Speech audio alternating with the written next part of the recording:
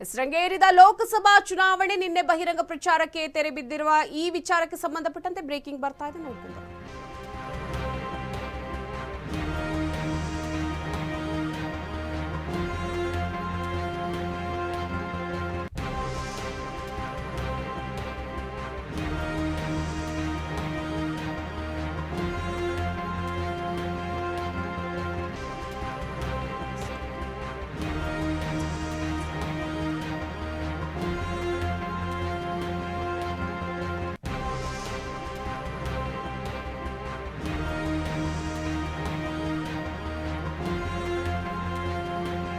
ರಂಗೇರಿದ ಲೋಕಸಭಾ ಚುನಾವಣೆ ನಿನ್ನೆ ಬಹಿರಂಗ ಪ್ರಚಾರ ತೆರೆ ಹಿನ್ನೆಲೆಯಲ್ಲಿ ನಾಳೆ 14 ಕ್ಷೇತ್ರದಲ್ಲಿ ಲೋಕಸಭಾ ಮತದಾನ ನಡೆಯಲಿದೆ. ಇಂದು ಮನೆ ಮನೆಗೆ ತೆರಳಿ ಪ್ರಚಾರವನ್ನ ನಡೆಸಲಿದ್ದಾರೆ. ತಮ್ಮ ಕ್ಷೇತ್ರದ ಅಭ್ಯರ್ಥಿಗಳಿಂದ ಮನೆಗೆ ತೆರಳಿ ಪ್ರಚಾರವನ್ನ ನಡೆಸಲಿದ್ದಾರೆ. ಚುನಾವಣಾ ಕಣದಲ್ಲಿ 247 ಅಭ್ಯರ್ಥಿಗಳ ಭವಿಷ್ಯ ನಾಳೆ ಬೆಳಗ್ಗೆ 7 ಗಂಟೆಗೆ ಶುರುವಾಗಲಿದೆ. ರಾಜ್ಯದಲ್ಲಿ ಒಟ್ಟು 2,88,00,000 ಮತದಾರರು ಮತವನ್ನ ಹಾಕಲಿದ್ದಾರೆ.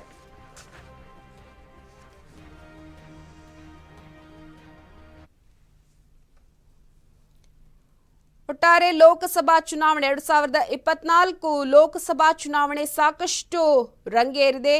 ನಿನ್ನೆ ಬಹಿರಂಗ ಪ್ರಚಾರಕ್ಕೆ ತೆರೆ ಬಿದ್ದಿದೆ. ನಾಳೆ 14 ಕ್ಷೇತ್ರದಲ್ಲಿ ಲೋಕಸಭಾ ಮತದಾನ ಕೂಡ ನಡೆಯಲಿದೆ. ಹಾಗೆಯೇ ಮತವನ್ನ ಯಾಚನೆ ಮಾಡೋದಿಕ್ಕೆ ಇಂದು ಅಭ್ಯರ್ಥಿಗಳು ಹಾಗೇನೆ ಅಭ್ಯರ್ಥಿಯ ಜೊತೆಗೆ ಇಂದು ಮನೆ ಮನೆಗೆ ತೆರಳಿ ಪ್ರಚಾರವನ್ನ ನಡೆಸಲಿದ್ದಾರೆ. ತಮ್ಮ ಕ್ಷೇತ್ರದ ಅಭ್ಯರ್ಥಿಗಳಿಂದ ಮನೆಗೆ ತೆರಳಿ ಪ್ರಚಾರವನ್ನ ನಡೆಸಲಿದ್ದಾರೆ. ಚುನಾವಣಾ ಕಣದಲ್ಲಿ ಒಟ್ಟಾರೆ 247 ಅಭ್ಯರ್ಥಿಗಳು ಭಾಗಿಯಾಗಿದ್ದಾರೆ. ಒಟ್ಟಾರೆ ನಾಳೆ ಬೆಳಿಗ್ಗೆ ಅಭ್ಯರ್ಥಿಗಳ ಭವಿಷ್ಯ 7 ಗಂಟೆಗೆ ಶುರುವಾಗುತ್ತೆ. ರಾಜ್ಯದಲ್ಲಿ ಒಟ್ಟು 2,88,00,000 ಮತದಾರರು ವೋಟನ್ನ ಹಾಕ್ತಾರೆ. ಅಭ್ಯರ್ಥಿಗಳ ಭವಿಷ್ಯವನ್ನ ಈ 2,88,00,000 ಮತದಾರರು ನಿರ್ಧಾರವನ್ನ ಮಾಡ್ತಾರೆ. ಮತಗಟ್ಟೆಗಳಲ್ಲಿ ಸಕಲ ಸೌಕರ್ಯ ಹಾಗೆಯೇ ಸಿಬ್ಬಂದಿಗೆ ವಾಹನದ ವ್ಯವಸ್ಥೆ, ಸೂಕ್ಷ್ಮ ಮತಗಟ್ಟೆಗಳಲ್ಲಿ ಹೆಚ್ಚಿನ ಭದ್ರತಾ ಸಿಬ್ಬಂದಿಯನ್ನ ಕೂಡ ನಿಯೋಜನೆ ಮಾಡಲಾಗುತ್ತೆ. 144 ಸೆಕ್ಷನ್ ಕೂಡ ಜಾರಿಯಾಗಿರುತ್ತೆ. ಶಾಲಾ ಕಾಲೇಜುಗಳು ಬಂದಿರುತ್ತವೆ. ಹಾಗೆಯೇ ಸಾರ್ವಜನಿಕರಿಗೆ ಓಡಾಟಕ್ಕೆ ಸಾಕಷ್ಟು ತೊಂದರೆಯಾಗುವಂತಹ ಸಾಧ್ಯತೆ ಇದೆ. ಮೆಟ್ರೋ ವ್ಯವಸ್ಥೆನ ಕೂಡ ಹೆಚ್ಚಿನ ವ್ಯವಸ್ಥೆಯಲ್ಲಿ ಏರ್ಪಾಡನ್ನ ಮಾಡಲಾಗಿದೆ. ಸಖಿ ಮತಗಟ್ಟೆಗಳನ್ನು ಕೂಡ ನಿರ್ಮಿಸಲಾಗಿದೆ. ಮಹಿಳೆಯರಿಗಾಗಿಯೇ ಮತಗಟ್ಟೆಯನ್ನ ಇಲ್ಲಿ ನಿರ್ಮಿಸಲಾಗಿದೆ. ಒಟ್ಟಾರೆ ಚುನಾವಣೆ 2024 ಲೋಕಸಭಾ ಚುನಾವಣೆ ಬಹಳ ರಂಗೇರಿರುವಂಥದ್ದು. 242 ಅಭ್ಯರ್ಥಿಗಳು ಈ ಒಂದು ಚುನಾವಣಾ ಕಣದಲ್ಲಿ ಭಾಗಿಯಾಗಿದ್ದಾರೆ.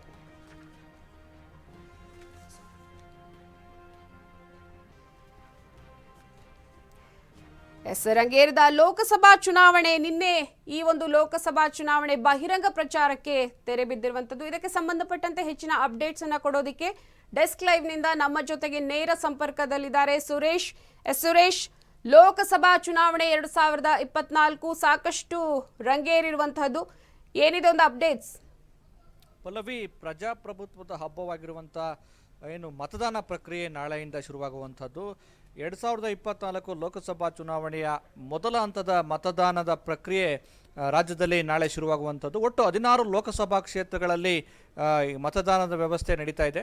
ಬೆಳಗ್ಗೆ 6ರಿಂದ ಸಂಜೆ 6ರ ತನಕ ಮತದಾನ ಮಾಡೋದಕ್ಕೆ ಎಲ್ಲ ರೀತಿಯ ಸಕಲ ಸಿದ್ಧತೆಗಳನ್ನು ಚುನಾವಣಾ ಆಯೋಗ ಮಾಡಿಕೊಂಡಿರುವಂಥದ್ದು. ಈ ಬಗ್ಗೆ ಚುನಾವಣಾ ಮುಖ್ಯ ಆಯುಕ್ತರಾಗಿರುವಂಥ ಮನೋಜ್ ಕುಮಾರ್ ಅವರು ಸುದ್ದಿಗೋಷ್ಠಿ ನಡೆಸಿ ಇನ್ನು ಚುನಾವಣಾ ಪ್ರಕ್ರಿಯೆಗೆ ಯಾವುದೇ ರೀತಿ ತೊಂದರೆ ಆಗದಂಗೆ ಮತ್ತು ಎಲ್ಲೆಲ್ಲಿ ಸೂಕ್ಷ್ಮ ಮತಗಟ್ಟೆಗಳಿದ್ದಾವೆ ಅಂಥ ಸೂಕ್ಷ್ಮ ಮತಗಟ್ಟೆಗಳಲ್ಲಿ ಯಾವುದೇ ಅಹಿತಕರ ಘಟನೆಗಳಾಗದಂತೆ ನೋಡಿಕೊಳ್ಳುವ ರೀತಿಯಲ್ಲಿ ಸಕಲ ಪೊಲೀಸ್ ಭದ್ರತೆಯನ್ನು ಮಾಡಿಕೊಳ್ಳಲಾಗಿದೆ. ಜೊತೆಗೆ ಏನು ಈಗಾಗಲೇ ಬಿಸಿಲಿನ ತಾಪಮಾನ ಹೆಚ್ಚಾಗಿರೋದ್ರಿಂದ ಏನಾದರೂ ತೊಂದರೆ ಆದರೆ ಅಥವಾ ಪ್ರಥಮ ಚಿಕಿತ್ಸೆ ಬೇಕಾದರೆ ಅದಕ್ಕೂ ಕೂಡ ಎಲ್ಲ ವ್ಯವಸ್ಥೆಯನ್ನು ಚುನಾವಣಾ ಆಯೋಗ ಮಾಡಿಕೊಂಡಿರುವಂಥದ್ದು. ಪಲ್ಲವಿ ನೋಡಿ, ಈಗ ಒಟ್ಟು ರಾಜ್ಯದಲ್ಲಿ 30,602 ಮತಗಟ್ಟೆಗಳನ್ನು ಸ್ಥಾಪನೆ ಮಾಡಲಾಗಿದೆ. ಸುಮಾರು 1,40,40,000 ಸಿಬ್ಬಂದಿಗಳನ್ನು ಈಗಾಗಲೇ ಚುನಾವಣೆಗೋಸ್ಕರನೇ ನೇಮಕ ಮಾಡಿರುವಂಥದ್ದು ಚುನಾವಣಾ ಆಯೋಗ. ರಾಜ್ಯದಲ್ಲಿ ಒಟ್ಟು 2,88,19,342 ಕೋಟಿ ಮತದಾರರು ಇರುವಂಥದ್ದು. ಮುಖ್ಯವಾಗಿ ಈಗಾಗಲೇ 14 ಲೋಕಸಭಾ ಕ್ಷೇತ್ರಗಳಲ್ಲಿ ನಾವು ನೋಡೋದಾದರೆ ಉಡುಪಿ, ಚಿಕ್ಕಮಗಳೂರು, ಹಾಸನ, ದಕ್ಷಿಣ ಕನ್ನಡ, ಚಿತ್ರದುರ್ಗ, ತುಮಕೂರು, ಮಂಡ್ಯ, ಚಾಮರಾಜನಗರ, ಬೆಂಗಳೂರು ಗ್ರಾಮಾಂತರ, ಹೀಗೆ ಒಟ್ಟು 14 ಲೋಕಸಭಾ ಕ್ಷೇತ್ರಗಳಲ್ಲಿ ಏನೆಲ್ಲ ತಯಾರಿಗಳನ್ನು ಮಾಡ್ಕೊಳ್ಬೇಕು, ಅಲ್ಲಿ ಏನೆಲ್ಲ ಭದ್ರತೆಯನ್ನು ಒದಗಿಸಬೇಕು, ಜೊತೆಗೆ ಯಾವುದು ಸೂಕ್ಷ್ಮ ಮತ್ತು ಅತಿ ಸೂಕ್ಷ್ಮ ಮತಗಟ್ಟೆಗಳಿದ್ದಾವೆ ಅಲ್ಲಿ ಯಾವ ರೀತಿ ಕಾನೂನು ಸುವ್ಯವಸ್ಥೆಗೆ ತೊಂದರೆ ಆಗದಾಗೆ ಮತದಾರರು ಯಾವ ಅಡ್ಡಿ ಆತಂಕಗಳಿಲ್ಲದೆ ಮತದಾನ ಮಾಡಬೇಕು ಅನ್ನುವಂಥ ಮತದಾನ ಮಾಡಲು ವ್ಯವಸ್ಥೆಯನ್ನ ಈಗ ಚುನಾವಣಾ ಆಯೋಗ ಮಾಡಿಕೊಂಡಿರುವಂಥದ್ದು. ಒಟ್ಟು ಸುರೇಶ್, ಅದೇ ರೀತಿ ಈಗ ಮತಗಟ್ಟೆಗಳಿಗೆ ಆಗಮಿಸುವಾಗ ಮತದಾರರು ಕೈಯಲ್ಲಿ ಈಗ ಅದಕ್ಕೆ ಸಂಬಂಧಪಟ್ಟಂತಹ ಯಾವುದು ಪ್ರಮುಖ ಡಾಕ್ಯುಮೆಂಟ್ ಯಾವುದು ಬೇಕು? ಈಗ ತುಂಬಾ ಏಜ್ ಆದವರು ಬರ್ತಾರೆ, ಆ ಸಂದರ್ಭದಲ್ಲಿ ಯಾವ ರೀತಿಯಾಗಿ ಬರಬೇಕು ಅನ್ನುವಂಥದ್ದು? ಅಂದರೆ ಗುರುತಿನ ಚೀಟಿ ಯಾವುದಾದ್ರೂ ಆಗಿರ್ಬೋದು. ಒಂದು ಈಗ ಆಧಾರ್ ಕಾರ್ಡ್ ಇದೆ, ಆಮೇಲೆ ಎಲೆಕ್ಷನ್ ವೋಟರ್ ಐ ಡಿ ಇದೆ, ಮತ್ತು ಈಗ ಅವರ ಗುರುತಿನ ಚೀಟಿ ಈಗ ಸಂಬಂಧಪಟ್ಟಂಗೆ ಯಾವುದಾದ್ರೂ ಅವರು ತೋರಿಸಿ ಮತದಾನ ಮಾಡೋದಕ್ಕೆ ಅವಕಾಶವನ್ನು ಕಲ್ಪಿಸಲಾಗಿದೆ. ಜೊತೆಗೆ ಅವು ವಯಸ್ಕರು ಅಂದರೆ ವಯೋವೃದ್ಧರಾಗಿದ್ದರೆ ಅವರಿಗೆ ಮನೆಯಿಂದಲೇ ಮತದಾನ ಮಾಡೋದಕ್ಕೆ ವ್ಯವಸ್ಥೆ ಮಾಡಿರುವಂಥದ್ದು.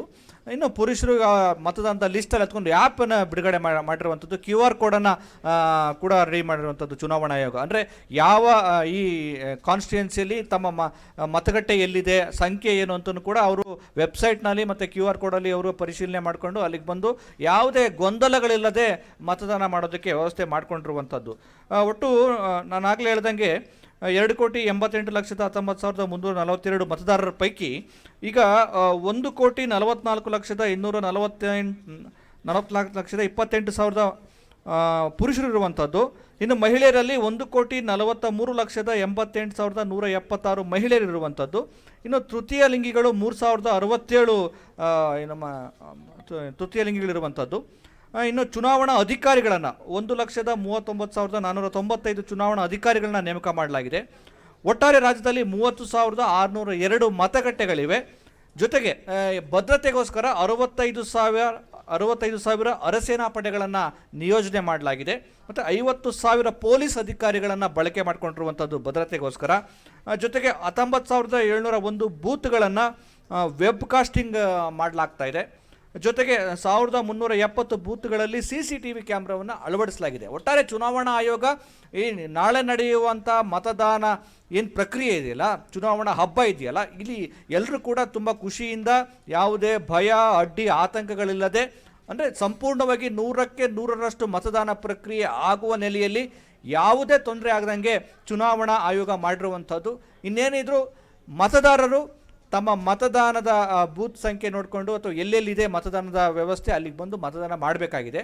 ಸೊ ಜೊತೆಗೆ ಏನಾದ್ರು ಗೊಂದಲಗಳಿದ್ದರೆ, ಕನ್ಫ್ಯೂಷನ್ ಇದ್ದರೆ ಅಲ್ಲಿ ಸ್ಥಳೀಯ ಅಧಿಕಾರಿಗಳಿರ್ತಾರೆ, ಚುನಾವಣಾ ಆಯೋಗ ನೇಮಿಸಲ್ಪಟ್ಟಂಥ ಅಧಿಕಾರಿಗಳು, ನೋಡಲ್ ಅಧಿಕಾರಿಗಳಿರ್ತಾರೆ, ಅವರನ್ನು ಸಂಪರ್ಕ ಮಾಡಿ ಏನಾದರೂ ತೊಂದರೆಗಳಿದ್ದರೆ ಅಥವಾ ಡೌಟ್ಸ್ ಇದ್ದರೆ ಅಲ್ಲಿ ಬಗೆಹರಿಸ್ಕೊಳ್ಬೋದಾಗಿದೆ. ಪಲ್ಲವಿ, ಓಕೆ. ಅದೇ ರೀತಿ ಈಗ ಮತದಾರರು ಏನು ಮೊಬೈಲನ್ನು ತರುವಂತಹ ವಿಚಾರವನ್ನು ನಾವೀಗ ನೋಡೋದಾದರೆ ಮೊಬೈಲ್ ತರಬಾರ್ದು ಅನ್ನುವಂತಹ ನಿಷೇಧವನ್ನು ಏನಾದರೂ ಹೇರಿದ್ದಾರೆ, ಹೇಗೆ? ಅಂದರೆ ಪಲ್ಲವಿ, ಯಾವುದೇ ಮತದಾನದ ಇದು ಹಕ್ಕು ಚಲಾವಣೆ ಇದೆಯಲ್ಲ ಅದು ತುಂಬ ಗೌಪ್ಯವಾಗಿರಬೇಕಾಗತ್ತೆ. ಕೆಲವೊಂದ್ಸಲ ಏನಾಗುತ್ತೆ, ಈ ಮತದಾನ ಮಾಡೋ ಸಂದರ್ಭದಲ್ಲಿ ಕೆಲವರು ವಿಡಿಯೋ ಮಾಡೋದು, ಫೋಟೋ ತೆಗೆದುಕೊಳ್ಳೋದು, ಅದನ್ನು ಸಾಮಾಜಿಕ ಜಾಲತಾಣಗಳಲ್ಲಿ ಹಂಚಿಕೊಳ್ಳೋದು, ಅದು ಬೇರೆ ರೀತಿ ಪರಿಣಾಮವನ್ನು ಬೀರುತ್ತೆ. ಯಾರು ಯಾರಿಗೆ ಮತದಾನ ಮಾಡಿದ್ರು ಅನ್ನುವಂಥದ್ದು ಗೌಪ್ಯವಾಗಿರಬೇಕು ಮತ್ತು ಅದು ಅವರಿಗೆ ಅವರು ಮತದಾನ ಮಾಡಿದ್ದು ಅವರಿಗೆ ಏನು ಕನ್ಫರ್ಮ್ ಆಗಬೇಕು. ಆದರೆ ಆ ಮತದಾನ ಪ್ರಕ್ರಿಯೆಯನ್ನು ಅಥವಾ ಮತದಾನದ ಹಕ್ಕನ್ನು ವಿಡಿಯೋ ಮಾಡಿ ಅಥವಾ ಫೋಟೋ ತೆಗೆದುಕೊಂಡು ಸಾಮಾಜಿಕ ಜಾಲತಾಣಗಳಲ್ಲಿ ಹಂಚಿಕೊಂಡ್ರೆ ಅದು ಕಾನೂನು ಸುವ್ಯವಸ್ಥೆಗೆ ಮತ್ತು ಮತದಾರರಲ್ಲಿ ಒಂದು ರೀತಿ ಪರಿಣಾಮ ಪ್ರೊವೋಕ್ ಮಾಡ್ದಂಗೆ ಆಗುತ್ತೆ. ಅದು ಯಾವುದಕ್ಕೂ ಅವಕಾಶವನ್ನು ಕೊಡದೆ ಕೇವಲ ನೀವು ಹೋಗಿ ನಿಮ್ಮ ನಂಬರ್ ತೆಗೆದುಕೊಳ್ಳಿ, ಅಲ್ಲಿ ಏನಿದೆಯಲ್ಲ ಅಲ್ಲಿ ನಿಮ್ಮ ಯಾರಿಗೆ ಮತದಾನ ಮಾಡಬೇಕು ಆ ಬಟನ್ ಒತ್ತಿ ಬಂದರೆ ನೀವು ಮತ್ತೆ ಅಲ್ಲಿ ಕನ್ಫರ್ಮ್ ಮಾಡ್ಕೋಬೋದು. ನಾನು ಯಾರಿಗೆ ಮತ ಒತ್ತಿದ್ದೀನಿ ಅಂತೇಳಿ ಅದಕ್ಕೆ ಬೇಕಾದ ಒಂದು ಸ್ಲಿಪ್ ಬರುತ್ತೆ, ಅದನ್ನು ನೋಡಿಕೊಂಡು ನನ್ನ ಮತ ಯಾರಿಗೆ ತಲುಪಿದೆಯೋ ಅದು ತಲುಪಿದೆಯೋ ಇಲ್ಲೋ ಅಂತ ಕನ್ಫ್ಯೂಷನ್ ಇರುತ್ತಲ್ಲ, ಅದು ಕೂಡ ಕ್ಲಿಯರ್ ಆಗುತ್ತೆ. ಹಾಗಾಗಿ ಮೊಬೈಲ್ಗಳಲ್ಲಿ ಫೋಟೋ ತೆಗೆದುಕೊಳ್ಳೋದು, ಸೆಲ್ಫಿ ತೆಗೆದುಕೊಳ್ಳೋದು ಅದಕ್ಕೆಲ್ಲ ಅವಕಾಶ ಇಲ್ಲ. ಆದರೆ ಹೊರಗಡೆ ನಾನು ವೋಟ್ ಮಾಡಿದ್ದೀನಿ ಅಂತ ಅನ್ನೋದಕ್ಕೆ ಒಂದು ಏನಿರುತ್ತಲ್ಲ, ಏನು ಪ್ರಚಾರ ಮಾಡೋದಕ್ಕೋಸ್ಕರ ಒಂದು ಇರುತ್ತೆ, ಒಂದು ಗ್ಯಾಲರಿ. ಅಲ್ಲಿ ಬೇಕಾದರೆ ಅವರು ನಾನು ಮತ ಚಲಾವಣೆ ಮಾಡಿದ್ದೇನೆ, ನನ್ನ ಹಕ್ಕನ್ನು ಚಲಾವಣೆ ಮಾಡಿದ್ದೇನೆ, ನೀವು ಕೂಡ ಬಂದು ಚಲಾವಣೆ ಮಾಡಿ ಅಂತ ಹೇಳೋದಕ್ಕೆ ಒಂದು ಅವಕಾಶವನ್ನು ಚುನಾವಣಾ ಆಯೋಗ ಕಲ್ಪಿಸಿದೆ. ಆದರೆ ಒಳಗಡೆ ಅಲ್ಲಿ ಬಂದು ಸೆಲ್ಫಿ ತೆಗೆದುಕೊಳ್ಳೋದು, ವಿಡಿಯೋ ಮಾಡೋದು ಆ ಥರದಕ್ಕೆಲ್ಲ ಅವಕಾಶ ಇಲ್ಲ ಪಲ್ಲವಿ. ಓಕೆ, ಧನ್ಯವಾದ ಸುರೇಶ್ ನಿಮ್ಮೆಲ್ಲ ಅಪ್ಡೇಟ್ಸ್ಗಾಗಿ. 2024 ಲೋಕಸಭಾ ಚುನಾವಣೆ ಸಾಕಷ್ಟು ರಂಗೇರಿರುವಂಥದ್ದು. ನಿನ್ನೆ ಬಹಿರಂಗ ಪ್ರಚಾರಕ್ಕೆ ತೆರೆ ಬಿದ್ದ ಹಿನ್ನೆಲೆಯಲ್ಲಿ ನಾಳೆ 14 ಕ್ಷೇತ್ರದಲ್ಲಿ ಲೋಕಸಭಾ ಮತದಾನ ನಡೆಯಲಿದೆ. ಹಾಗೆಯೇ ಅಭ್ಯರ್ಥಿ ಇಂದು ಮನೆ ಮನೆಗೆ ತೆರಳಿ ಪ್ರಚಾರವನ್ನ ಕೂಡ ನಡೆಸಲಿದ್ದಾರೆ.